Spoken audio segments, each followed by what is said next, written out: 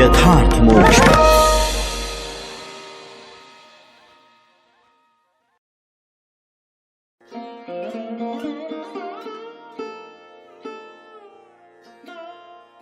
बारहवां अध्याय, ब्रह्मचर्य और वानप्रस्थ आश्रमों के नियम। नारद जी कहते हैं, धर्मराज, गुरुकुल में निवास करने वाला ब्रह्मचारी अपनी इंद्रियों को वश में रखकर दास के समान अपने को छोटा माने, गुरुदेव के चरणों में सुदृढ़ अनुराग रखे और उनके हित के कार्य करता रहे। सायंकाल और प्रातः काल गुरु, अग्नि, सूर्य और श्रेष्ठ देवताओं की उपासना करे और मौन होकर एकाग्रता से गायत्री का जप करता हुआ दोनों समय की संध्या करे। गुरुजी जब बुलाएं तभी पूर्णतया अनुशासन में रहकर उनसे वेदों का स्वाध्याय करे। पाठ के प्रारंभ और अंत में उनके चरणों में सिर टेक कर प्रणाम करे। शास्त्र की आज्ञा के अनुसार मेखला, मृगचर्म, वस्त्र, जटा, दंड, कमंडलू, यज्ञोपवीत तथा हाथ में कुश धारण करे। सायंकाल और प्रातः काल भिक्षा मांग कर लाए और उसे गुरुजी को समर्पित कर दे। वे आज्ञा दें तब भोजन करें और यदि कभी आज्ञा न दें तो उपवास कर लें। अपने शील की रक्षा करें, थोड़ा खाए, अपने कामों को निपुणता के साथ करे, श्रद्धा रखे और इंद्रियों को अपने वश में रखे। स्त्री और स्त्रियों के वश में रहने वालों के साथ जितनी आवश्यकता हो उतना ही व्यवहार करे। जो गृहस्थ नहीं है और ब्रह्मचर्य का व्रत लिए हुए हैं, उसे स्त्रियों की चर्चा से ही अलग रहना चाहिए। इंद्रियां बड़ी बलवान हैं, ये प्रयत्न पूर्वक साधन करने वालों के मन को भी क्षुब्ध करके खींच लेती हैं। युवक ब्रह्मचारी युवती गुरु पत्नियों से बाल सुलझवाना, शरीर मलवाना, स्नान करवाना, उबटन लगवाना इत्यादि कार्य न कराए। स्त्रियां आग के समान हैं और पुरुष घी के घड़े के समान। एकांत में तो अपनी कन्या के साथ भी न रहना चाहिए। जब वह एकांत में न हो तब भी आवश्यकता के अनुसार ही उसके पास रहना चाहिए। जब तक यह जीव आत्म साक्षात्कार के द्वारा इन देह और इंद्रियों को प्रतीति मात्र निश्चय करके स्वतंत्र नहीं हो जाता, तब तक मैं पुरुष हूं और यह स्त्री है, यह द्वैत नहीं मिटता। और तब तक यह भी निश्चित है कि ऐसे पुरुष यदि स्त्री के संसर्ग में रहेंगे तो उनकी उनमें भोग्य बुद्धि हो ही जाएगी। ये सब शील रक्षादि गुण गृहस्थ के लिए और सन्यासी के लिए भी विहित है। गृहस्थ के लिए गुरुकुल में रहकर गुरु की सेवा शुश्रूषा वैकल्पिक है, क्योंकि ऋतुगमन के कारण उसे वहां से अलग भी होना पड़ता है। जो ब्रह्मचर्य का व्रत धारण करें, उन्हें चाहिए कि वे सुरमा या तेल न लगाएं, उबटन न मलें, स्त्रियों के चित्र न बनाएं, मांस और मद्य से कोई संबंध न रखें, फूलों के हार, इत्र फुलेल, चंदन और आभूषणों का त्याग कर दें। इस प्रकार गुरुकुल में निवास करके द्विजाति को अपनी शक्ति और आवश्यकता के अनुसार वेद, उनके अंग, शिक्षा, कल्प आदि और उपनिषदों का अध्ययन तथा ज्ञान प्राप्त करना चाहिए। फिर यदि सामर्थ्य हो तो गुरु को मुंह मांगी दक्षिणा देनी चाहिए। इसके बाद उनकी आज्ञा से गृहस्थ, वानप्रस्थ अथवा सन्यास आश्रम में प्रवेश करे या आजीवन ब्रह्मचर्य का पालन करते हुए उसी आश्रम में रहे। यद्यपि भगवान स्वरूपतः सर्वत्र एक रस स्थित हैं, अतएव उनका कहीं प्रवेश करना या निकलना नहीं हो सकता। फिर भी अग्नि, गुरु, आत्मा और समस्त प्राणियों में अपने आश्रित जीवों के साथ वे विशेष रूप से विराजमान हैं, इसलिए उन पर सदा दृष्टि जमी रहनी चाहिए। इस प्रकार आचरण करने वाले ब्रह्मचारी, वानप्रस्थ, सन्यासी अथवा गृहस्थ विज्ञान संपन्न होकर पर ब्रह्म तत्व का अनुभव प्राप्त कर लेता है। अब मैं ऋषियों के मतानुसार वानप्रस्थ आश्रम के नियम बतलाता हूं। इनका आचरण करने से वानप्रस्थ आश्रमी को अनायासी ऋषियों के लोक महरलोक की प्राप्ति हो जाती है।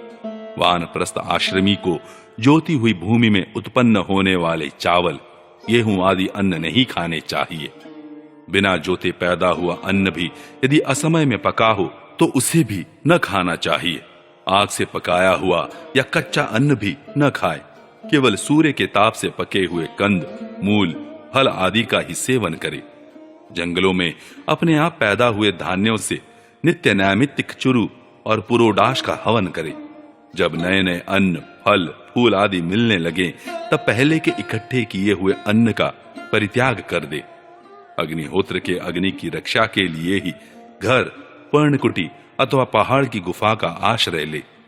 स्वयं शीत, वायु, अग्नि, वर्षा और घाम का सहन करे। सिर पर जटा धारण करे और केश, रोम, नख एवं दाढ़ी मूछ न कटवाए तथा मैल को भी शरीर से अलग न करे। कमंडलू, मृगचर्म, दंड, वल्कल वस्त्र और अग्निहोत्र की सामग्रियों को अपने पास रखे। विचारवान पुरुष को चाहिए कि 12, 8, 4, 2 या 1 वर्ष तक वानप्रस्थ आश्रम के नियमों का पालन करे। ध्यान रहे कि कहीं अधिक तपस्या का क्लेश सहन करने से बुद्धि बिगड़ न जाए। वानप्रस्थी पुरुष जब रोग अथवा बुढ़ापे के कारण अपने कर्म पूरे न कर सके और वेदांत विचार करने की भी सामर्थ्य न रहे, तब उसे अनशन आदि व्रत करने चाहिए। अनशन के पूर्व ही वह अपने आहवनीय आदि अग्नियों को अपनी आत्मा में लीन कर ले। मैंपन और मेरेपन का त्याग करके शरीर को उसके कारण भूत तत्वों में यथा योग्य भली भांति लीन करे।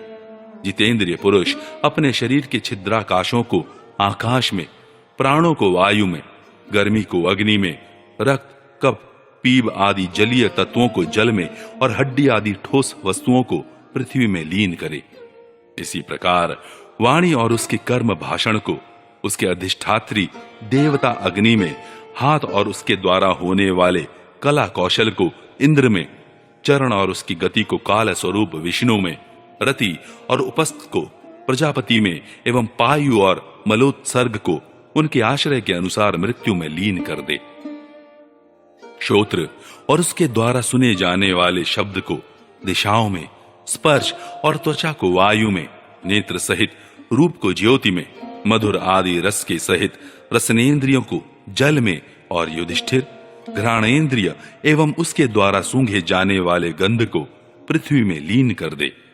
मनोरथों के साथ मन को चंद्रमा में, समझ में आने वाले पदार्थों के सहित बुद्धि को ब्रह्मा में तथा अहंता और ममता रूप क्रिया करने वाले अहंकार को उसके कर्मों के साथ रुद्र में लीन कर दे। इसी प्रकार चेतना सहित चित्त को क्षेत्रज्ञ में और गुणों के कारण विकारी से प्रतीत होने वाले जीव को परब्रह्म में लीन कर दे। साथ ही पृथ्वी का जल में, जल का अग्नि में, अग्नि का वायु में, वायु का आकाश में, आकाश का अहंकार में, अहंकार का महत्तत्व में, महत्तत्व का अव्यक्त में और अव्यक्त का अविनाशी परमात्मा में लय कर दे। इस प्रकार अविनाशी परमात्मा के रूप में अवशिष्ट जो चिद्वस्तु है वह आत्मा है, वह मैं हूं, यह जानकर अद्वितीय भाव में स्थित हो जाए। जैसे अपने आश्रय काष्ठादि के भस्म हो जाने पर अग्नि शांत होकर अपने स्वरूप में स्थित हो जाता है, वैसे ही वह भी उपरत हो जाए। 13वां अध्याय यति धर्म का निरूपण और अवधूत प्रहलाद संवाद। नारद जी कहते हैं, धर्मराज, यदि वानप्रस्थी में ब्रह्म विचार का सामर्थ्य हो तो शरीर के अतिरिक्त और सब कुछ छोड़कर वह संन्यास ले ले तथा किसी भी व्यक्ति, वस्तु, स्थान और समय की अपेक्षा न रखकर एक गांव में एक ही रात ठहरने का नियम लेकर पृथ्वी पर विचरण करे। यदि वह वस्त्र पहने तो केवल कौपीन, जिससे उसके गुप्त अंग ढक जाए, और जब तक कोई आपत्ति न आए तब तक दंड तथा अपने आश्रम के चिन्हों के सिवा अपनी त्यागी हुई किसी भी वस्तु को ग्रहण न करे। सन्यासी को चाहिए कि वह समस्त प्राणियों का हितैषी हो, शांत रहे, भगवत परायण रहे और किसी का आश्रय न लेकर अपने आप में ही रमे एवं अकेले ही विचरे। इस संपूर्ण विश्व को कार्य और कारण से अतीत परमात्मा में अध्यस्त जाने और कार्य कारण स्वरूप इस जगत में ब्रह्म स्वरूप अपने आत्मा को परिपूर्ण देखे। आत्मदर्शी सन्यासी सुषुप्ति और जागरण की संधि में अपने स्वरूप का अनुभव करे और बंधन तथा मोक्ष दोनों ही केवल माया है, वस्तुतः कुछ नहीं, ऐसा समझे। न तो शरीर की अवश्य होने वाली मृत्यु का अभिनंदन करे और न अनिश्चित जीवन का, केवल समस्त प्राणियों की उत्पत्ति और नाश के कारण काल की प्रतीक्षा करता रहे।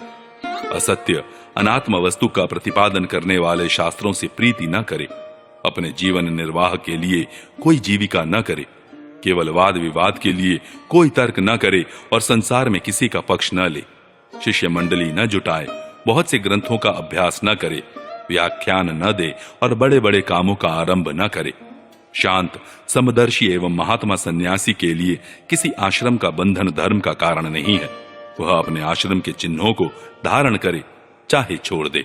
उसके पास कोई आश्रम का चिन्ह न हो, परंतु वह आत्मा अनुसंधान में मग्न हो तो अत्यंत विचारशील, परंतु जान पड़े पागल और बालक की तरह। वह अत्यंत प्रतिभाशील होने पर भी साधारण मनुष्यों की दृष्टि से ऐसा जान पड़े मानो कोई गूंगा है।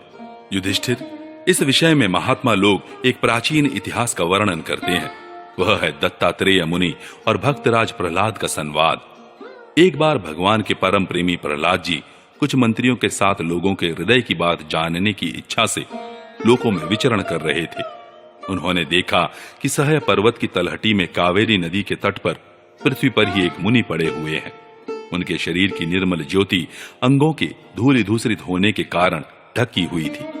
उनके कर्म, आकार, वाणी और वर्ण, आश्रम आदि के चिन्हों से लोग यह नहीं समझ सकते थे कि वे कोई सिद्ध पुरुष हैं या नहीं।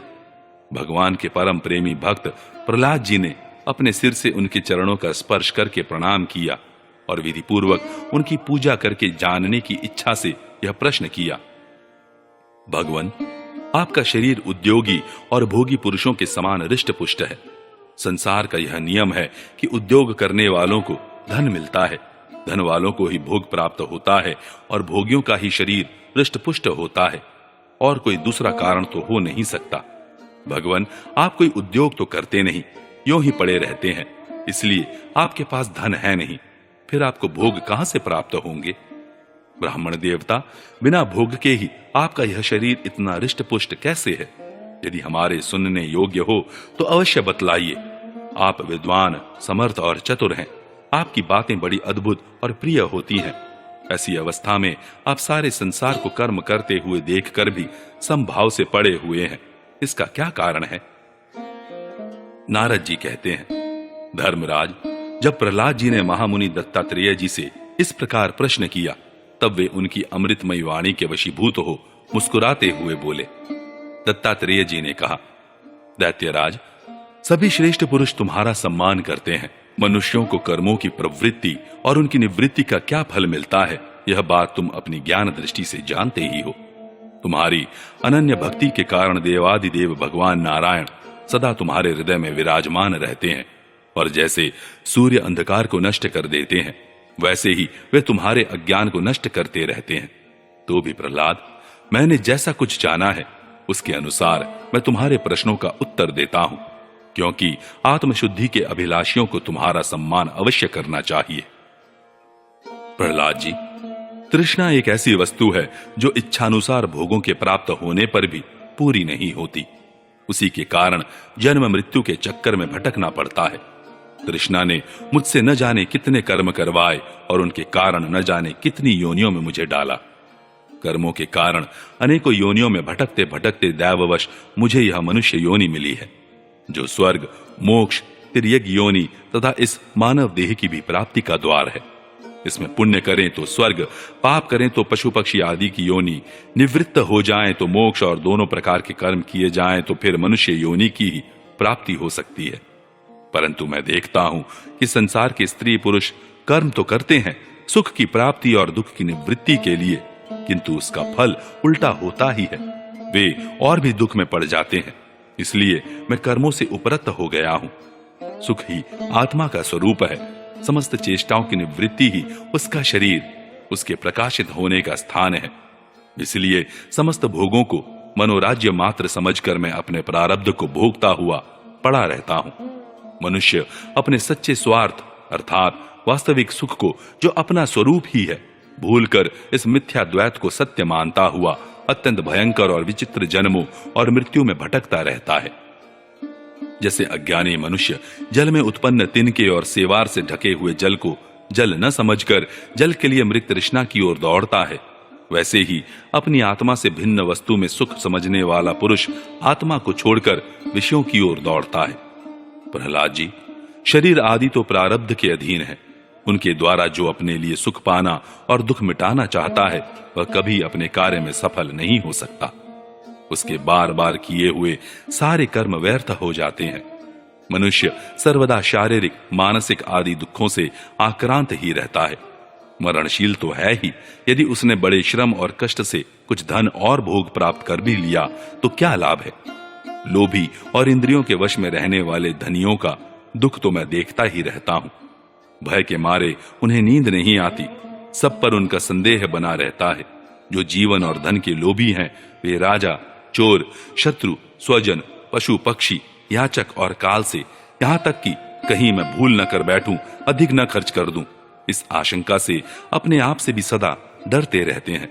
इसलिए बुद्धिमान पुरुष को चाहिए कि जिसके कारण शोक, मोह, भय, क्रोध, राग, कायरता और श्रम आदि का शिकार होना पड़ता है, उस धन और जीवन की स्पृहा का त्याग कर दे। इस लोक में मेरे सबसे बड़े गुरु हैं अजगर और मधुमक्खी। उनकी शिक्षा से हमें वैराग्य और संतोष की प्राप्ति हुई है। मधुमक्खी जैसे मधु इकट्ठा करती है, वैसे ही लोग बड़े कष्ट से धन संचय करते हैं, परंतु दूसरा ही कोई उस धनराशि के स्वामी को मारकर उसे छीन लेता है। इससे मैंने यह शिक्षा ग्रहण की कि विषय भोगों से विरक्त ही रहना चाहिए। मैं अजगर के समान निश्चेष्ट पड़ा रहता हूं और दैववश जो कुछ मिल जाता है उसी में संतुष्ट रहता हूं, और यदि कुछ नहीं मिलता तो बहुत दिनों तक धैर्य धारण कर यूं ही पड़ा रहता हूं। कभी थोड़ा अन्न खा लेता हूं तो कभी बहुत, कभी स्वादिष्ट तो कभी नीरस बेस्वाद, और कभी अनेकों गुणों से युक्त तो कभी सर्वथा गुणहीन। कभी बड़ी श्रद्धा से प्राप्त हुआ अन्न खाता हूं तो कभी अपमान के साथ और किसी किसी समय अपने आप ही मिल जाने पर, कभी दिन में, कभी रात में, और कभी एक बार भोजन करके भी दोबारा कर लेता हूं। मैं अपने प्रारब्ध के भोग में ही संतुष्ट रहता हूं।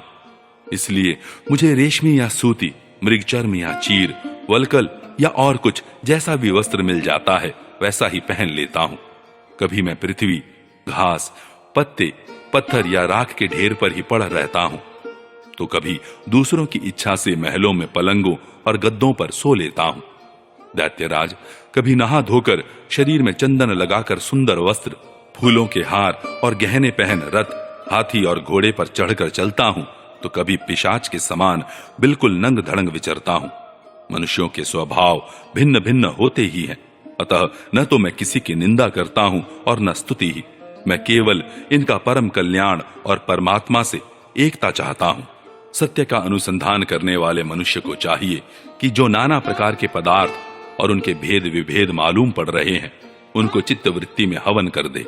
चित्तवृत्ति को इन पदार्थों के संबंध में विविध भ्रम उत्पन्न करने वाले मन को सात्विक अहंकार में और सात्विक अहंकार को महत्त्व के द्वारा माया में हवन कर दे। इस प्रकार ये सब भेद विभेद और उनका कारण माया ही है, ऐसा निश्चय करके फिर उस माया को आत्मानुभूति में स्वाहा कर दे। इस प्रकार आत्म साक्षात्कार के द्वारा आत्म स्वरूप में स्थित होकर निष्क्रिय एवं उपरत हो जाए। प्रहलाद जी, मेरी यह आत्मकथा अत्यंत गुप्त एवं लोक और शास्त्र से परे की वस्तु है। तुम भगवान के अत्यंत प्रेमी हो, इसलिए मैंने तुम्हारे प्रति इसका वर्णन किया है।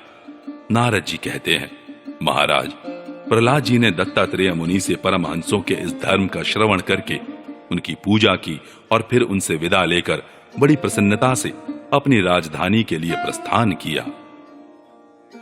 14वां अध्याय, गृहस्थ संबंधी सदाचार। राजा युधिष्ठिर ने पूछा, देवर्षि नारद जी, मेरे जैसा गृहासक्त गृहस्थ बिना विशेष परिश्रम के इस पद को किस साधन से प्राप्त कर सकता है? आप कृपा करके मुझे बतलाइए।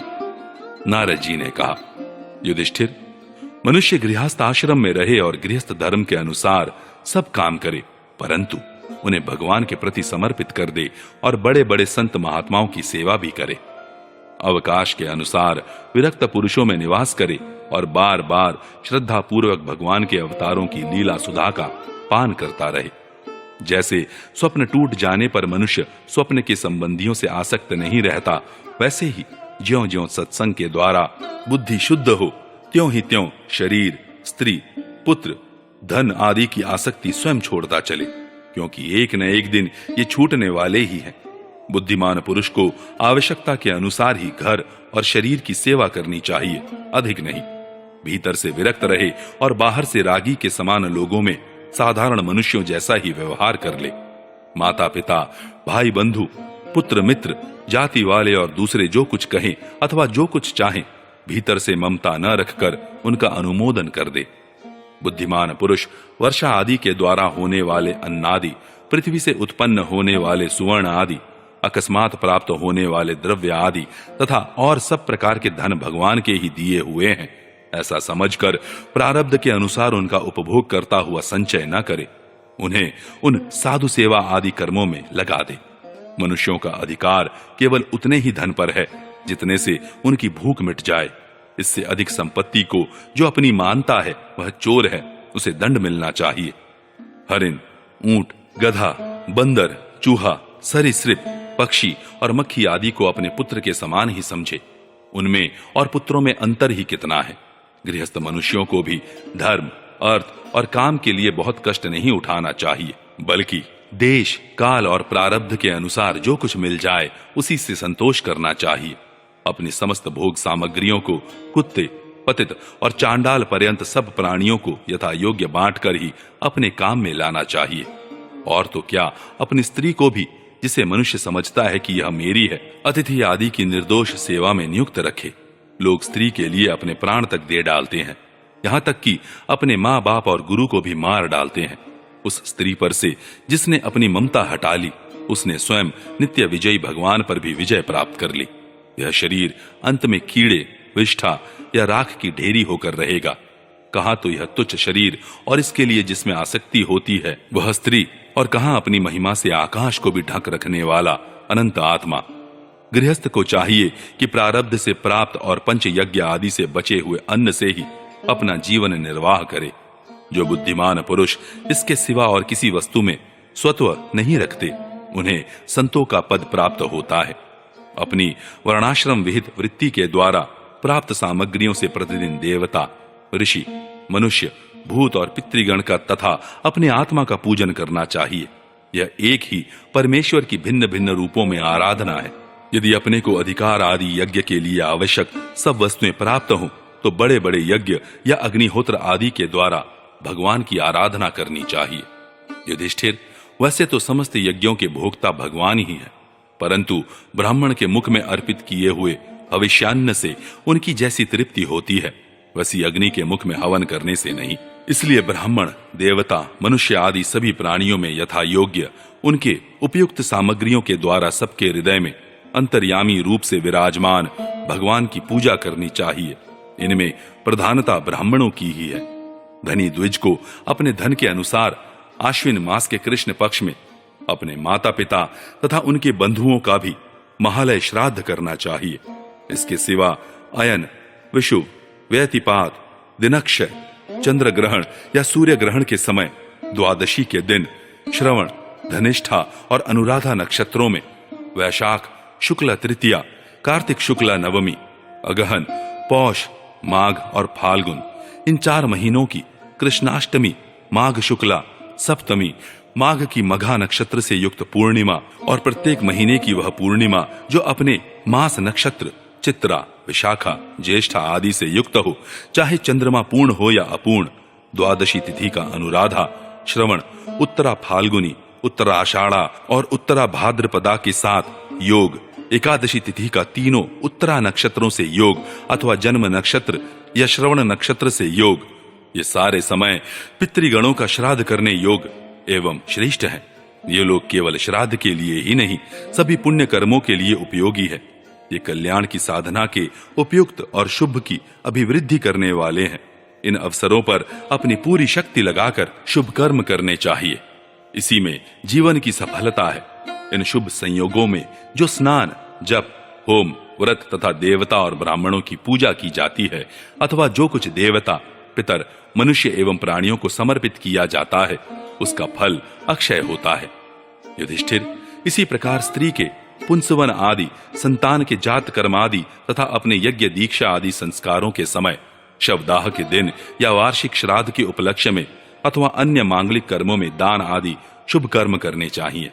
युधिष्ठिर, अब मैं उन स्थानों का वर्णन करता हूं जो धर्म आदि श्रेय की प्राप्ति कराने वाले हैं। सबसे पवित्र देश वह है जिसमें सत्पात्र मिलते हों, जिनमें यह सारा चर और अचर जगत स्थित है।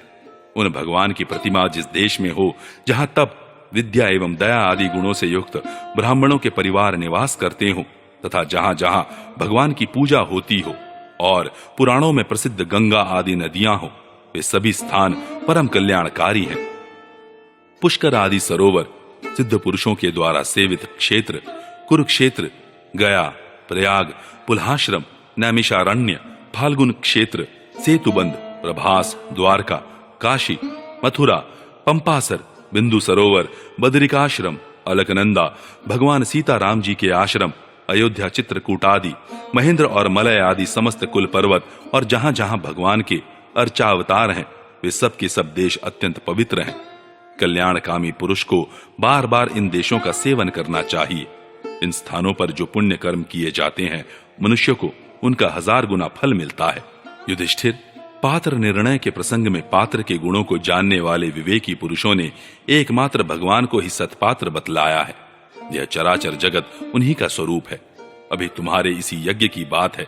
देवता, ऋषि, सिद्ध और सनकादिकों के रहने पर भी अग्र पूजा के लिए भगवान श्री कृष्ण को ही पात्र समझा गया। असंख्य जीवों से भरपूर इस ब्रह्मांड रूप महावृक्ष के एकमात्र मूल भगवान श्री कृष्ण ही है। इसलिए उनकी पूजा से समस्त जीवों की आत्मा तृप्त हो जाती है। उन्होंने मनुष्य, पशु, पक्षी, ऋषि और देवता आदि के शरीर रूप पुरों की रचना की है तथा वे ही इन पुरों में जीव रूप से शयन भी करते हैं। इसी से उनका एक नाम पुरुष भी है। युधिष्ठिर, एक रस रहते हुए भी भगवान इन मनुष्यादि शरीरों में उनकी विभिन्नता के कारण न्यूनाधिक रूप से प्रकाशमान है। इसलिए पशु पक्षी आदि शरीरों की अपेक्षा मनुष्य ही श्रेष्ठ पात्र हैं और मनुष्यों में भी जिसमें भगवान का अंश तप योगादि जितना ही अधिक पाया जाता है, वह उतना ही श्रेष्ठ है। युधिष्ठिर, त्रेता आदि युगों में जब विद्वानों ने देखा कि मनुष्य परस्पर एक दूसरे का अपमान आदि करते हैं, तब उन लोगों ने उपासना की सिद्धि के लिए भगवान की प्रतिमा की प्रतिष्ठा की। तभी से कितने ही लोग बड़ी श्रद्धा और सामग्री से प्रतिमा में ही भगवान की पूजा करते हैं, परंतु जो मनुष्य से द्वेष करते हैं, उन्हें प्रतिमा की उपासना करने पर भी सिद्धि नहीं मिल सकती। युधिष्ठिर, मनुष्यों में भी ब्राह्मण विशेष सुपात्र माना गया है, क्योंकि वह अपनी तपस्या, विद्या और संतोष आदि गुणों से भगवान के वेद रूप शरीर को धारण करता है। महाराज, हमारी और तुम्हारी तो बात ही क्या, ये जो सर्वात्मा भगवान श्री कृष्ण है, इनके भी इष्ट देव ब्राह्मण ही हैं, क्योंकि उनके चरणों की धूल से तीनों लोग पवित्र होते रहते हैं।